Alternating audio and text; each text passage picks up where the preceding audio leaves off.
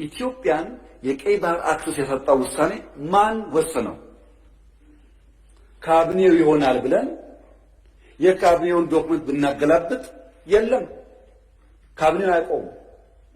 አይ የለም ምክር ቤት ይሆናል የወሰነው ብለን ብንወስን ምክር ቤቱም አልነበረ፣ ምክር ቤት አያውቀውም ውሳኔው። የለም የኢትዮጵያ ሕዝብ ሪፈረንደም ወስኖ እንዳይባል ነበርን እኛም ያኔ። የኢትዮጵያ ሕዝብ ያልወሰነው ተወካዮቹ ያላዩት ቢያንስ ካስፈጻሚ ካቢኔ ያላየው ውሳኔ ማን ወሰነው? ማጣትንም ያክል ነገር ያጣንበት መንገድ ህጋዊነት ችግር እንዳለ ማሳያው ተቋሞች አልገቡበትም። ካቢኔው አያውቀውም። አንድ ገጽ ወረቀት ማግኘት አልቻልንም። እንዴት እንዳጣ ነው የሚያስረዳ